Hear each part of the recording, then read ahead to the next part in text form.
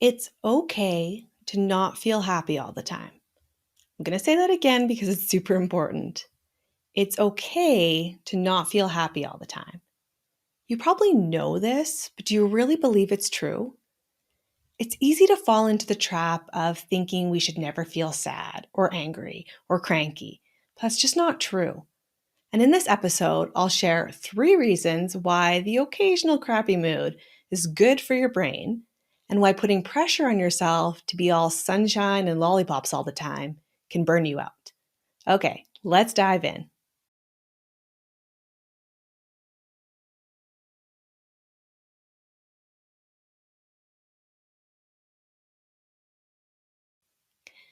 My almost 5-year-old Allison might look a lot like my husband, but her personality is all mom, including our mutual hatred of mornings. I am definitely not a morning person. I have talked about it on the show before. I am never going to be one who's part of that 5 a.m. club where I jump up and I work out and I do all this stuff before everyone else in the house gets up. No, I take a long time to roll out of bed, and it's best if no one really talks to me for the first 10 or 15 minutes or so. Allison is a lot like me. Some days she jumps out of bed, really excited and energized, and is chatting my ear off and runs downstairs to play. But other days she wakes up in a foul mood. She's cranky, she stomps in with this scowl on her face, grumbles something at me, grabs her teddy bear, and goes downstairs to sit on the couch. And by the time I get down there, she's probably still frowning, or maybe she started to perk up a little bit. Let me ask you this. When you were little and you were in a bad mood, what did those around you say? Did they say things like cheer up, stop being so cranky, smile a little bit? How about now? When you're in a bad mood, do you notice what other people around you say?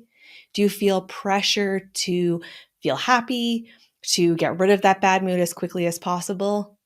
Don't worry, if you've noticed these things, you are not alone. This is a really common message that we get, that we should never feel sad or cranky or irritable or be in a bad mood, especially as women, I find, but for men too. There's a lot of pressure that we get put on us by the outside world, whether it's family or social media or mass media, movies, television, that we should always be happy and positive and life should always be good. So when we have those bad moods, when we feel sad or down or cranky or stressed or irritable or whatever negative emotion we can think of, we put a lot of pressure on ourselves to get out of that as soon as we can because we're given all these messages that we should feel happy all the time. Starts when we're younger. Most of us were raised that we should be happy, we should smile, we should be positive, we should put on a happy face. And those messages continue to be reinforced throughout our lives. It feels a bit awkward, right? When you're in a bad mood or someone else at work is in a bad mood and you're having to interact with them, right? So a lot of us, we just put on that brave face that everything is okay. We push through, we try to ignore our bad emotions. But the trouble is that this is really hard on our minds and bodies. And there are good reasons for us to have negative or bad emotions. Let me walk you through 3 reasons that it is a good thing to be in a bad mood sometimes. Reason number 1. Those emotions might be a sign from your brain that something's off, that something needs to be adjusted. If you're super busy at work, if you've got a million things on your to-do list, if you're rushing all the time, maybe you're irritable or cranky when your kids haven't picked up their clothes because you're busy all the time, right? Maybe your brain is burnt out and needs a break. Or if you're feeling a bit sad or down or your motivation is really low, maybe that's because you haven't had the time or the energy or the focus to prioritize some of those really important self-care activities. Things like eating healthy, sleeping, getting regular physical activity. Because of the way that our brains are designed, often that emotional response is really the first indication that we have that something is amiss, something is off in our world, that something is out of balance, because those emotional centers of our brain are really strong and they can drive the show a lot of the time. Especially if we are the type of person that is maybe a little bit of a perfectionist, maybe a little bit of an overachiever like myself, we tend to focus on doing stuff, on checking stuff off the to-do list, and we don't always pay as much attention to our emotions. Again, a lot of that are patterns that we learned growing up. Maybe we were taught to not focus on those negative emotions or to do something quickly to get out of those negative emotions. But really, those emotions, whether it's sadness or anger or frustration or irritability or you're just feeling a little bit blah today, might be your brain trying to give you a signal that something is off balance in your life. Paying attention to those emotions allows us to get more insight, more understanding into where that balance might be off. Then we can focus on making some changes. The second reason that it is actually a good thing to be in a bad mood sometimes is those bad moods give our brain some context. Maybe you remember this movie. Back in the 90s, it was called Pleasantville, I think, with Reese Witherspoon. She was quite a bit younger in this movie. But the movie is about this brother and sister, and they somehow, I can't remember why, but they get sucked into this old black and white TV program. And so they're living in this black and white world. And the story is about how everything in this Pleasantville seems too perfect. Everyone has fake smiles on all the time, and everyone is nice and pleasant, but they're really holding back their true feelings and their true emotions.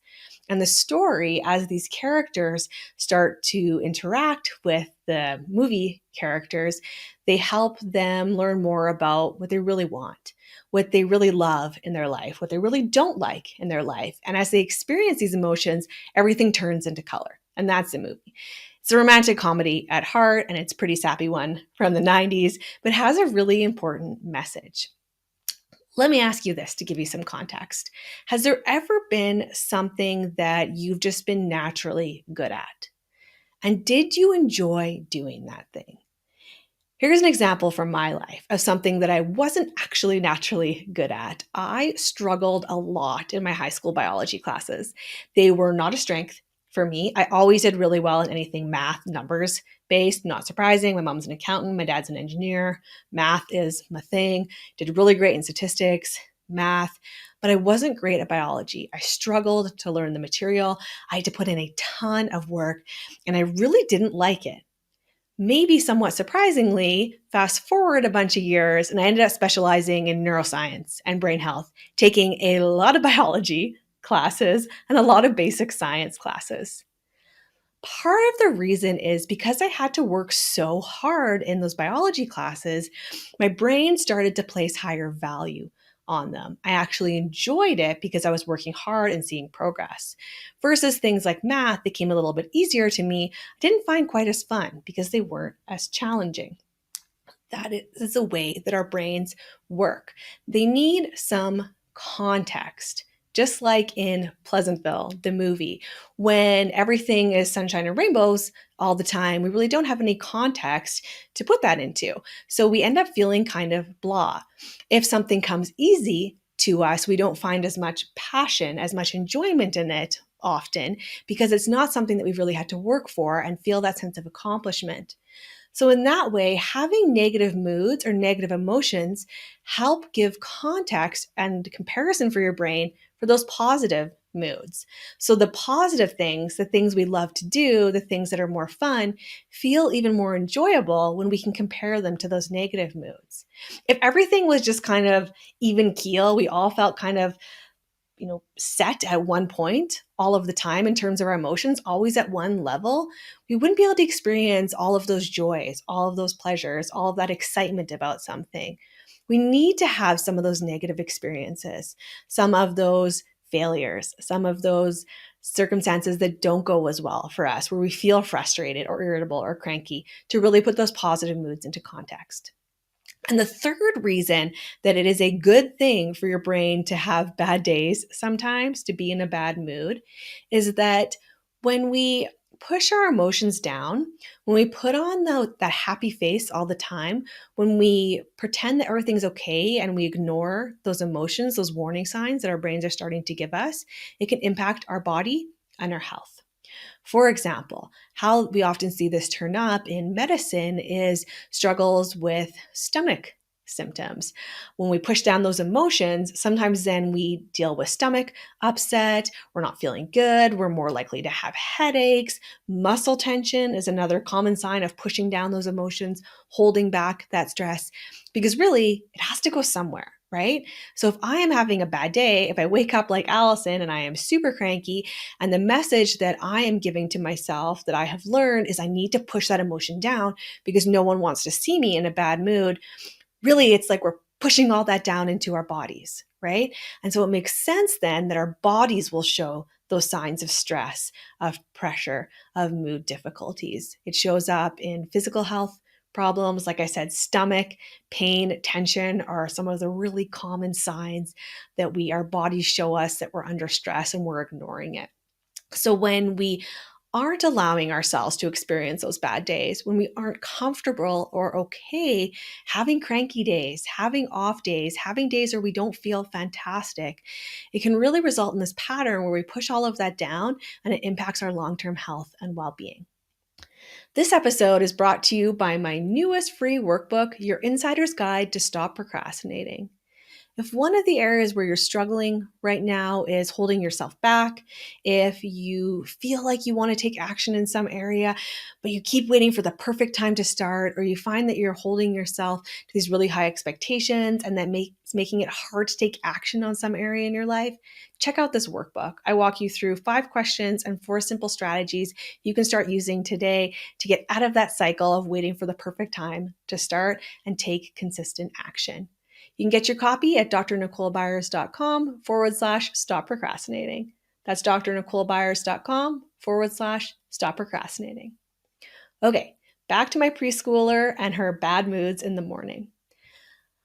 Because I know that so many of us, myself included, have internalized or learned these beliefs that we really shouldn't feel sad or angry or cranky, and we should really put on a happy face all the time, this is something that I'm really aware of for Allison, and I'm working really hard to teach her to understand her emotions, to be aware of her emotions, whether it's happy or sad or angry or cranky or irritable or sorrow or joy, whatever those emotions are.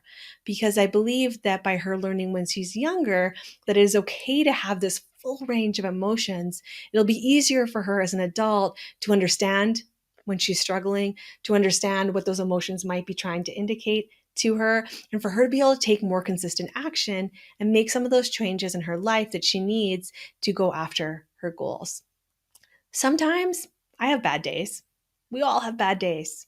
We're all in bad moods sometimes. And that's actually a good thing. Putting pressure on ourselves to be perfect all the time, to always be happy and smiling, and to never feel sad or angry or frustrated or cranky is really just setting us up to burn out. It's hard on our bodies, it's hard on our minds. And by learning to feel comfortable on those days when we're just having an off day or we don't feel totally like ourselves, we can learn from that experience and learn maybe what our brain's trying to tell us with those emotions so we can use it to make the changes that we need. Okay, that's a wrap for today. Thanks for listening. I'm Dr. Nicole Byers, and this is the Bold Life Podcast.